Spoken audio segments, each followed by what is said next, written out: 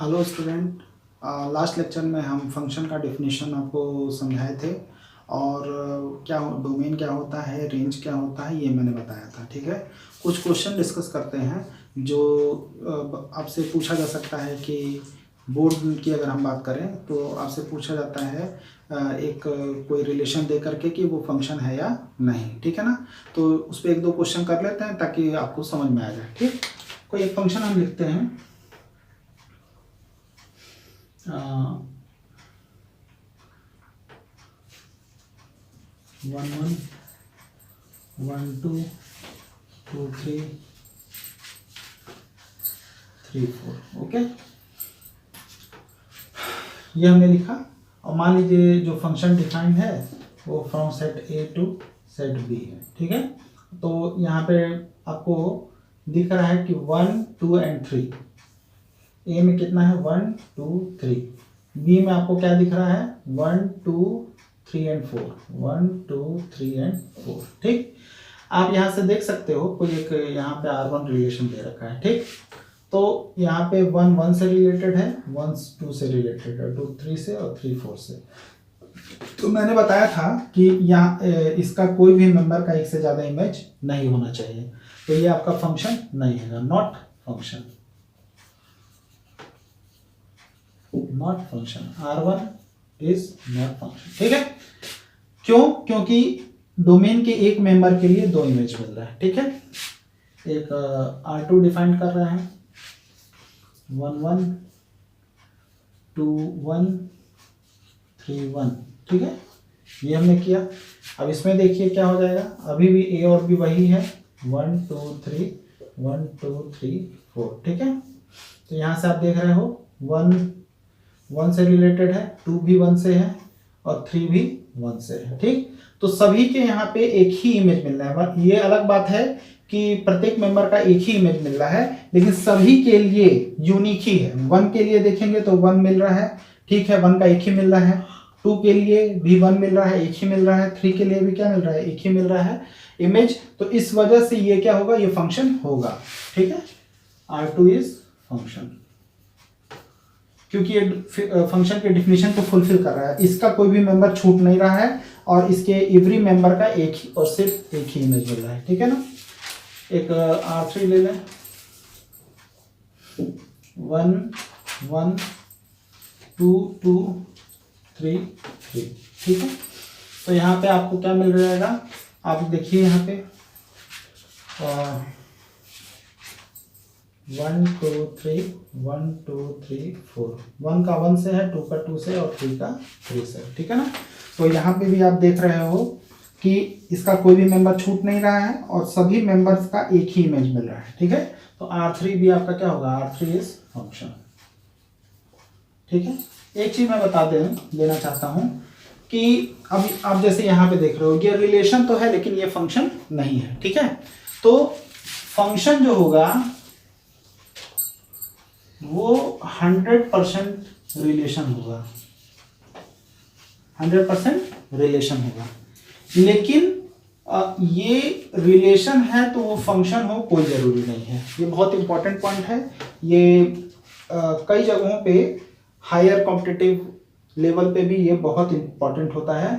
ये इम्प्लाई का साइन बहुत इंपॉर्टेंट होता है। ठीक है ना, इस पे आपको कमांड होना जरूरी है। ये है तो ये 100% है।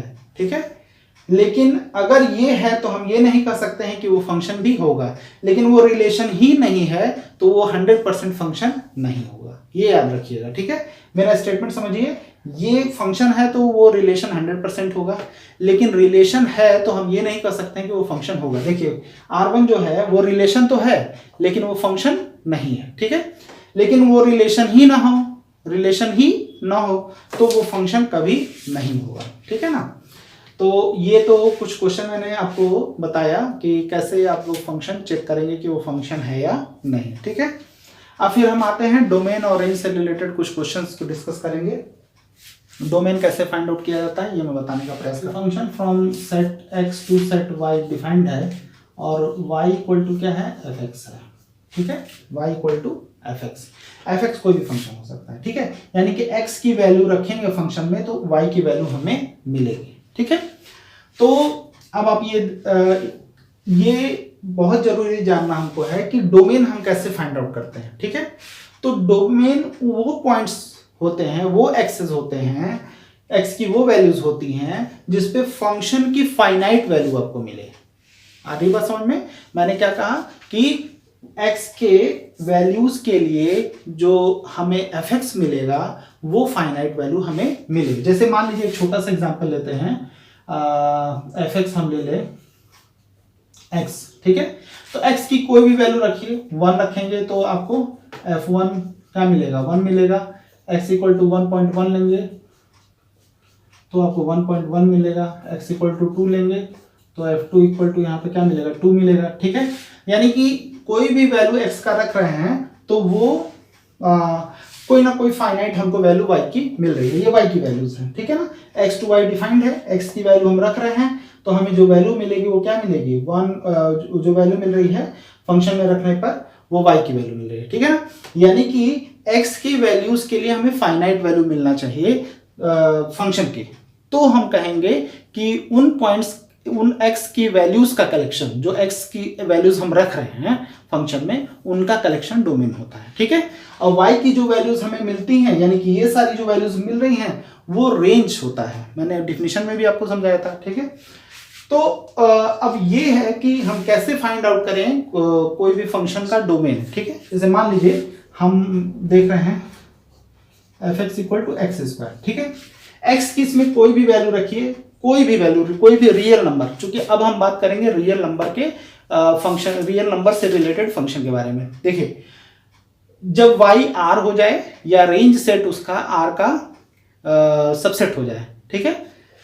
अभी हमने आपको बताया है कि जो रेंज सेट होता है वो कोडोमेन के बराबर भी हो सकता है, कोडोमेन से छोटा भी हो सकता है। जो मैंने लास्ट एग्जांपल भी लिए थे तो देख रहे थे 1 2 3 4 5 था, तो उसमें 1 2 3 ही कहीं मिल रहा था, 2 3 4 कहीं मिल रहा था, तो वो पूरे के पूरे y के बराबर नहीं हो रहा था, ठीक है ना। y के बराबर हो भी सकता है, ठीक है।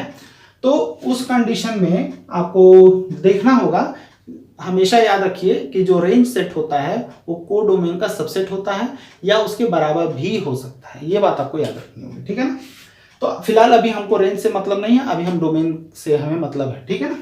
ये बस याद रखिएगा कि यदि ये आपका आर हो जाए या रेंज सेट जो हो जाए, रेंज सेट जो हो वो सबसेट हो किसका, आर का, तो हम ऐसे फंक्शन को, तब ये फंक्शन जो f कहलाएगा, then f is called real valued function, real valued function, okay.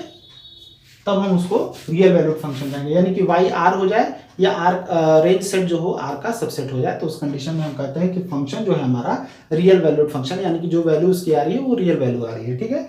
Real number आपको मैंने बताई, रियल नंबर आप हमारे पुराने लेक्चर्स में देख सकते हैं कि जो रियल नंबर जो होता है वो रेशनल और इरेशनल नंबर्स का कलेक्शन होता है, ठीक है। रेशनल नंबर वो नंबर होते हैं जिनको p बाई क्यू के रूप में लिखा जा सके, जहाँ पे p और q क्या होते हैं, इंटीजर्स होते हैं और q की वैल्यू 0 नहीं होनी चाहिए, ठीक है। और उनके अलावा जैसे रूट में कोई नंबर है, लॉग में है, ठीक है ना, e है, ये सारे के सारे आपके रूट में, जैसे √2 √3 प्राइम नंबर्स, ठीक है। तो ऐसे नंबर्स उनको हम कहते हैं इरेशनल नंबर, ठीक है ना। तो इनका जो कलेक्शन होगा, रेशनल और इरेशनल नंबर का कलेक्शन, वो पूरा का पूरा रियल नंबर का सेट होगा, ठीक है। अब उसके डेंसनेस की जो बात आती है वो ग्रेजुएशन लेवल या उसके हायर लेवल की है, तो उसकी मैं अभी यहाँ पे चर्चा नहीं करूंगा। मैं आगे के, अगर आप लोग इंटरेस्टेड होंगे तो मेरे आगे के जो लेक्चर्स होंगे उनमें देखेंगे, तो मैं उसमें रियल नंबर के डेंसनेस की चर्चा करूंगा, ठीक है। फिलहाल यहाँ पे हमें डोमेन चेक करना है इसका, तो x की कोई भी रियल नंबर वैल्यू रखिए, x की कोई भी रियल नंबर वैल्यू रखिए तो आपको यहाँ पे रियल नंबर ही मिलेगा। ऐसा नहीं होगा कि यहाँ पे फंक्शन की कोई वैल्यू इनफाइनाइट आ जाए, ओके, किसी x के किसी वैल्यू के लिए इनफाइनाइट हो जाए, ठीक है। वो तभी होगा जब ये इनफाइनाइट होगा, तभी ये इनफाइनाइट होगा, ठीक है। तो यानी कि जब भी हम इसके उन x की बात करेंगे तो पूरा का पूरा रियल नंबर के लिए डिफाइन होगा, ठीक है। तो डोमेन हो जाएगा, डोमेन जो होगा वो पूरा रियल नंबर होगा, रियल नंबर सेट, ठीक है। ये तो एक फंक्शन हो गया। दूसरा एफ एक्स मैं ले रहा हूँ, f x equal to x over x minus one. अब यहाँ पे थोड़ा सोचना पड़ेगा, ठीक है, x over x minus one. अब एक्स की सारी वैल्यू के लिए क्या यहाँ पे फाइनाइट वैल्यू हमें मिलेगी? देखिए 2 रखेंगे तो 2 ओवर 2 माइनस वन, तो 2/1 आ जाएगा, यानी कि 2 मिलेगा। 3 रखेंगे तो 3/3 माइनस वन, 3/2 मिलेगा। 4 रखेंगे तो 4/4 माइनस वन, 4/3 मिलेगा। फाइनाइट वैल्यू मिल रही है। लेकिन जैसे ही एक्स की वैल्यू यहाँ पे 1 हम रखते हैं, एक्स की वैल्यू हम क्या रखते हैं 1, तो ये नीचे वाला डिनोमिनेटर क्या हो जाएगा 0, ठीक है। 0 होगा तो किसी नंबर को जब हम 0 से डिवाइड करते हैं तो इनफाइनाइट आता है, ठीक है। तो उस कंडीशन में फंक्शन हमारा उस पॉइंट पे x इक्वल टू 1 पे वो फंक्शन डिफाइंड नहीं हो रहा है, ठीक है, कोई फाइनाइट वैल्यू नहीं मिल रही है। इस कंडीशन में सारे रियल नंबर रखिए, यहाँ पे कोई ना कोई फाइनाइट वैल्यू मिलेगी, किसको छोड़ करके? x इक्वल टू 1 को। तो डोमेन हम कैसे लिखते हैं उस कंडीशन में? डोमेन जो लिखेंगे वो r पूरा रियल नंबर के लिए तो डिफाइन हो रहा है, उसमें एक पॉइंट बस हमको प्रॉब्लम क्रिएट कर रहा है, वो है 1। तो उसको 1 को सेट फॉर्म में लिख दीजिए और r में से उस पॉइंट को निकाल दीजिए। अब ये फंक्शन कोई भी वैल्यू x की रखते जाइए, ये सेटिस्फाई करेगा, ठीक है। एक और फंक्शन ले लेते हैं, f x equal to x over x minus one x minus two, ठीक है, मैंने लिया यहाँ पे। तो आप देखिए यहाँ पे x की वैल्यू 1 रखेंगे तब भी ये 0 आ जाएगा, तब भी ये इनफाइनाइट होने लगेगा, और यहाँ x की वैल्यू 2 रखेंगे तब भी ये इनफाइनाइट होने लगेगा, ठीक है ना। तो उस कंडीशन में ये फंक्शन डिफाइंड नहीं हो रहा है, बस केवल 2 वैल्यू के लिए। लेकिन उसके अलावा जैसे कोई भी और वैल्यू रखिए, 5 रखिए, 5/5 माइनस 1 5 माइनस 2, तो 5/4 इंटू 3 12, तो 5/12। मतलब कि कोई भी और वैल्यू रखेंगे except 1 and 2, we will get a finite value of the function, okay. So what is domain? Domain अभी भी पूरा रियल नंबर लेंगे, लेकिन उसमें से कौन कौन पॉइंट हटा दें? 1 और 2 को। देखिए ये किस किस पॉइंट पे ये दोनों 0 होते हैं, देखने का बहुत साधारण सा तरीका है। x माइनस 1 है ना, तो x माइनस 1 को 0 रखिए तो x इक्वल टू 1 मिल जाएगा। x माइनस 2 इक्वल टू 0 रखिए तो x इक्वल टू 2 मिल जाएगा, ठीक है। तो r में से 1 और 2, बस यही 2 पॉइंट निकाल दीजिए पूरे रियल नंबर के सेट से, तो ये इस फंक्शन का क्या हो जाएगा? डोमेन हो जाएगा, ठीक है। इस फंक्शन के लिए क्या हो जाएगा? डोमेन हो जाएगा। आई होप आपको डोमेन निकालने का मतलब समझ में आ रहा है। बस केवल ये विजुअलाइज कीजिए फंक्शन को कि x की किन वैल्यूज के लिए फंक्शन डिफाइंड नहीं हो रहा है, बस इतना आप काम कर लीजिए। फिर r में से उन पॉइंट्स को क्या करें? हम निकाल दें, तो आपका काम हो जाएगा। एक छोटा सा और फंक्शन ले लेते हैं, f x equal to root x, ठीक है। आपको मैं बता दूं कि अंडर रूट के अंदर नेगेटिव नंबर नहीं लेते हैं। अगर अंडर रूट के अंदर नेगेटिव नंबर लेंगे तो वो इमेजिनरी नंबर हो जाएगा, जिसकी स्टडी हम कॉम्प्लेक्स नंबर सिस्टम में करेंगे, ओके। अभी यहाँ पे नहीं करेंगे, कॉम्प्लेक्स नंबर सिस्टम में करेंगे। तो अंडर रूट एक्स की जो वैल्यू होगी, x की वैल्यू यदि हम -1 ले लें तो अंडर रूट -1 जो होता है वो इमेजिनरी नंबर होता है, उसको i से रिप्रेजेंट करते हैं, ठीक है। वो first imaginary number under root -1 होता है, ठीक है ना। तो उसकी स्टडी कॉम्प्लेक्स नंबर में हम करेंगे। तो हमको चूंकि रियल वैल्यूड फंक्शन के बारे में डिस्कस करना है, तो ये फंक्शन कब डिफाइंड होगा? जब 0 अंडर रूट 0 भी 0 ही होता है और 0 के आगे कोई भी नंबर लेते जाए, ये फंक्शन डिफाइंड ही होगा। 0 से लेकर के कोई भी नंबर लेते जाए, ठीक है। तो यहाँ पे आपका जो होगा डोमेन जो होगा वो 0 से लेकर के इंफिनिटी तक। अब आप लोग ये सोच रहे हैं 0 क्लोज रहेगा क्योंकि 0 हम इसमें लेंगे। अब ये सोच रहे होंगे कि सर आपने यहाँ पे ये ब्रैकेट का क्या मतलब है, ठीक है। तो ब्रैकेट का मतलब भी मैं समझा दूं आपको। जब भी रियल नंबर में किसी सेट को लिखना होता है, यहाँ तो देखिए 2 पॉइंट था तो इस रूप में लिखे आपने, ठीक है।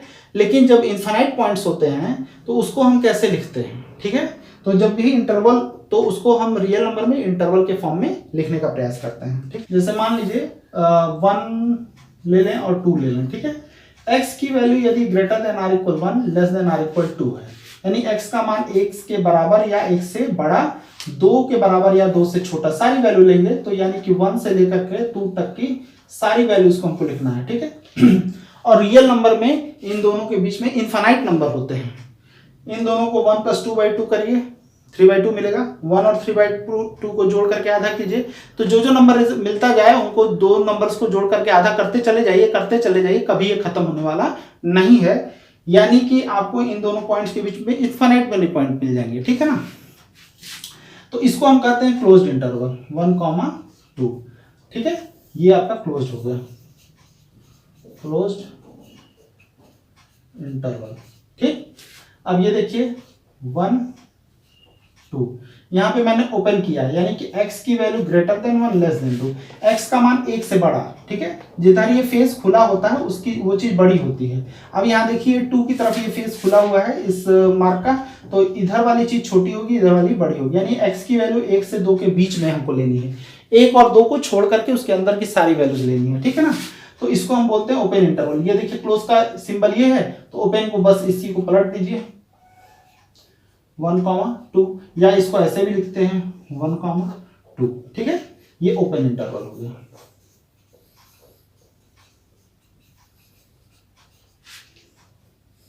ओपन इंटरवल, ठीक है। अब देखिए थर्ड, देखिए मान लीजिए x 1 पे क्लोज्ड है और 2 पे ओपन है, यानी कि x की value greater than r equal 1 है, लेस देन 2 है, ठीक है। तो इसको हम कहेंगे 1 पे तो क्लोज्ड है और 2 पे क्या होगा, ओपन होगा, तो इसको हम सेमी ओपन बोलते हैं। या ये भी 2 पे क्लोज हो सकता है, 1 पे ओपन हो सकता है, जैसे ये 1 पे ओपन 2 पे क्लोज्ड, ठीक है। तो इसको हम कहते हैं इन दोनों को सेमी ओपन और semi closed interval, semi open और सेमी क्लोज्ड इंटरवल, ठीक है ना। आई होप आपको चारों इंटरवल समझ में आ गए होंगे। अब देखिए इनफिनाइट की भी बात ले लेते हैं। जैसे मान लीजिए यही था, इसका मतलब क्या होगा कि 0 पे हमारा क्या होगा, क्लोज्ड होगा, और 0 से इधर की सारी वैल्यूज, ठीक है। तो 0 ये हो गया 0 पे क्लोज्ड, और इधर कहां तक जा रहा है हमें नहीं पता, तो उसको हम इन्फिनिटी लिख देंगे। इन्फिनिटी तक चूंकि पहुंच नहीं सकते हैं, तो हमेशा इन्फिनिटी पे क्या लगाएंगे, ओपन लगाएंगे, ठीक है। तो जहां से शुरू हो रहा है, अगर हम कहते हैं कि 0 से बड़ी सारी संख्या का कलेक्शन, ठीक है, 0 से बड़ी, तो 0 से बड़ी पे 0 पे क्या हो जाएगा, ओपन हो जाएगा, और उससे बड़ी यानी कि 0 पे ओपन हो गया और ये इन्फिनिटी, ठीक है। तो इसको हम ऐसे लिखेंगे। तो डोमेन आई होप आपको समझ में आ गया होगा, डोमेन कैसे यहाँ पे हम लिख रहे हैं, ठीक है। कुछ और फंक्शन लिखते हैं, देखिए कोई और फंक्शन ले लेते हैं, f(x) equal to log x base, इसको नेचुरल लॉग भी बोलते हैं, ठीक है। तो इसका जो इसका डोमेन क्या होगा, मैं पहले इसको थोड़ा सा पहले ग्राफ इसका बता दूं, वो हमेशा आप लोग याद रखिएगा। log 1 की वैल्यू हमेशा 0 होती है, यानी कि x की वैल्यू जब 1 होगी तो इसकी वैल्यू क्या होगी, 0 होगी। ये log x का ग्राफ है, ठीक है। अब देखिए log x, ये ठीक, ये log x का ग्राफ है, यानी कि 0 पे या 0 के नेगेटिव साइड वाली वैल्यू पे फंक्शन डिफाइन नहीं होता है, ठीक है ना।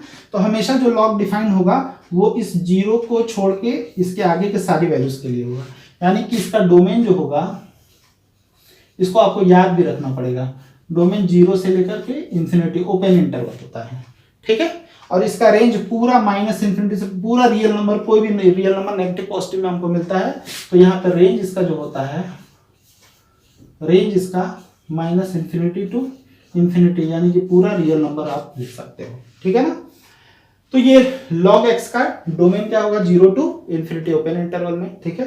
फंक्शन के बारे में कुछ स्पेशल फंक्शन होते हैं, उनके बारे में भी जानना बहुत जरूरी है, ठीक है। एक और फंक्शन बताते हैं, मॉडुलस एब्सोल्यूट वैल्यू फंक्शन क्या होता है।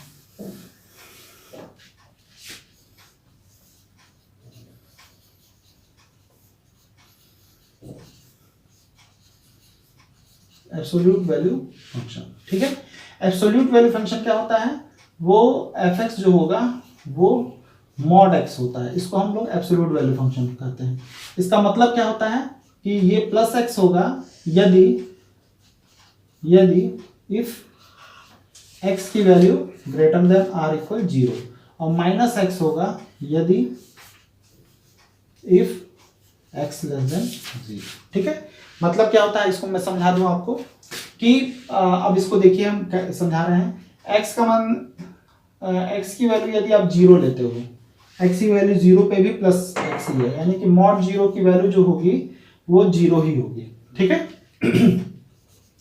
x इक्वल टू +1 लें, +1 क्या होता है, 0 से बड़ा होता है। x की वैल्यू अगर +1 लेते हैं तो वो 0 से बड़ी होती है, तो यही फंक्शन का डिफिनेशन लगेगा, तब इसकी वैल्यू भी 1 ही आएगी। x इक्वल टू 2 लेंगे, 2 भी 0 से बड़ा है तो 2 ही आएगा। इसी तरह पॉजिटिव के लिए ऐसे चलता चला जाएगा, लेकिन नेगेटिव के लिए क्या होगा, x इक्वल टू -1। अब -1 क्या हो गया, 0 से छोटा हो गया, तो यहाँ पे फंक्शन का डिफिनेशन क्या हो गया, माइनस, और x की जगह पे क्या है, -1, ठीक है। तो x की जगह हम क्या रखेंगे, -1, तो क्या हमें मिलेगा 1।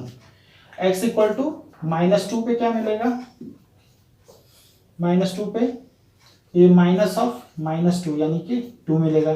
x इक्वल टू -3 ले लें, तो -3 पे माइनस ऑफ -3 यानी कि आपको 3 मिलेगा। ऐसे ही ये चलते हैं, यानी कि x की चाहे पॉजिटिव वैल्यू ले चाहे नेगेटिव वैल्यू ले, हमेशा हमें जो फंक्शन की वैल्यू मिलेगी वो पॉजिटिव मिलेगी, ठीक है। फंक्शन क्या है आपका, मॉड ऑफ x है, ठीक है, इसकी वैल्यू हमेशा क्या मिलेगी, पॉजिटिव। अच्छा चलिए इसका ग्राफ देख लेते हैं, ठीक है। ये आपका 0 है, ये 1 है, ये 2 है, ये 3 है, 4, ये -1, -2, -3, ठीक है, एंड सो ऑन, ठीक है। और यहाँ पे क्या है आपका 1 2 3, ठीक, यहाँ -1 -2 -3, ठीक है। तो 0 पे वैल्यू हमको क्या मिल रही है, 0 ही मिल रही है f(x) की। x क्या मान 1 है तो इसका वैल्यू क्या मिल रहा है, 1 मिल रहा है। तो इन दोनों का ऐसे बढ़ाते हैं, हमेशा जो यहाँ वाली पॉइंट रहती है y एक्सिस के पैरेलल लाइन खींचते हैं, ये लाइन आपने खींच दिया, ठीक है। और जो y एक्सिस पे जो पॉइंट मिलता है x एक्सिस के पैरेलल लाइन खींचे, जहां कट करे वो पॉइंट आपका 1 1 हो गया, ठीक है। अब 2 पे क्या मिल रहा है, 2 ही मिल रहा है, तो 2 पे भी ये पॉइंट मिल जाएगा, ठीक है। 3 पे, ठीक, ऐसे ही मिलता चला जाएगा, तो इसको इससे मिला दीजिए, ये बन गया। इसी तरह -1 पे क्या मिल रहा है हमें, 1 मिल रहा है, -2 पे भी 2 ही मिल रहा है हमको, पॉजिटिव मिल रहा है, और 3 पे भी 3 ही मिल रहा है, ठीक है। तो इसको हम इससे मिला दें, ये तो हमें ये जो ग्राफ मिल रहा है ये किसका ग्राफ है, मॉड ऑफ x का ग्राफ है, ठीक है। आपको समझ में आ गया होगा, ये मॉड ऑफ x का ये ग्राफ है, ठीक है। अब देखिए मॉड करता क्या है, मैं इसको आपको ज्योमेट्री से समझाने का प्रयास करता हूं कि मॉड एक्चुअली करता क्या है, ठीक है। देखिए ये y इक्वल टू x आप लेंगे, x इक्वल टू 1 पे 1, 2 पे 2, 3 पे 3, 4 पे 4, 0 पे 0, -1 पे -1, -2 पे -2, -3 पे -3, ऐसे मिलता जाएगा। अगर आप देखो इसका अगर हम चार्ट बनाए तो कुछ ऐसा चार्ट होगा, x की वैल्यू ले लें और यहाँ y की वैल्यू ले लें, ठीक है, ठीक है। एनसीईआरटी में इस तरह से दिया है आपको निकालने के लिए, x इक्वल टू -2 रखते हैं, -2, तो y की वैल्यू क्या मिलेगी, यहाँ पे -2 रखेंगे तो -2 ही मिलेगा, -1 रखेंगे तो -1 मिलेगा, 0 रखेंगे तो 0 मिलेगा, 1 पे 1, 2 पे 2, 3 पे 3। ये देखिए 0 1 2 3, -1 -2 -3, 1 2 3, -1 -2 -3, ठीक है, ऐसे जाएगा। 0 पे 0, 1 पे 1, 2 पे 2, 3 पे 3, इसको ऐसे मिलाइए, ठीक। -1 पे -1 ये पॉइंट मिलेगा, -2 पे -2 ये पॉइंट मिलेगा, -3 पे -3 ये पॉइंट मिलेगा, ठीक है। तो इसको मिलाइए आप, तो आप देख रहे होंगे कि एक स्ट्रेट लाइन मिल रहा है। लेकिन जैसे ही आप मॉड x करोगे, y equal to mod x, ठीक है, तो ये नेगेटिव वाला पोर्शन शिफ्ट होकर के ऊपर चला जाएगा और वो ग्राफ ऐसे बन जाएगा। समझ में आई, यानी कि ये पोर्शन क्या हो रहा है, एलिमिनेट हो जा रहा है, ये शिफ्ट होकर के कहां चला जा रहा है, ऊपर। अगर आप देखोगे ये लाइन लीजिए और यहाँ पे मिरर लीजिए, ठीक है, तो इधर का इमेज कहां मिलेगा हमको, इधर मिलेगा, यानी कि x एक्सिस मिरर का काम करेगा इस लाइन के लिए, ठीक है ना। तो मॉड x क्या किया, नेगेटिव को पॉजिटिव कर दिया। मॉड हमेशा क्या करता है, पॉजिटिव पे कोई इंपैक्ट नहीं डालता है, वो नेगेटिव को पॉजिटिव कर देता है। अब देखिए जैसे अभी मैंने लास्ट डोमेन इसका भी याद रखिएगा, डोमेन यहाँ पूरा रियल नंबर है, ठीक है, डोमेन इसका क्या है, पूरा का पूरा रियल नंबर है। मैंने y equal to log x का आप लोग को ग्राफ बताया था ऐसे, ठीक है। ये log y equal to log x का ग्राफ है। अब अगर हमको y equal to log x इस मॉड का ग्राफ चाहिए होगा, ठीक है, तो नेगेटिव को क्या करेगा, ये इस नेगेटिव को ये पॉजिटिव कर देगा, यानी कि ये ऐसे जाएगा, ठीक है। नेगेटिव को क्या करेगा, ये पॉजिटिव कर देगा, तो और ये चीज क्या हो जाएगी, एलिमिनेट हो जाएगी, यानी कि मॉड ऑफ log x का ग्राफ ये वाला होगा, ठीक है। आई होप आपको ये चीज समझ में आ गई होगी, ठीक है ना। इस तरह से तो मॉड हमेशा क्या करेगा, नेगेटिव को पॉजिटिव कर देगा। अब एक छोटा सा एक और एग्जांपल ले लें, साइन एक्स का ले लें, उसके बाद हम आज के क्लास को स्टॉप करते हैं। y equal to sine x. अगर आप साइन एक्स का ग्राफ देखोगे बुक में, आप लोग देखना तो ऐसे बनाया है, ठीक है।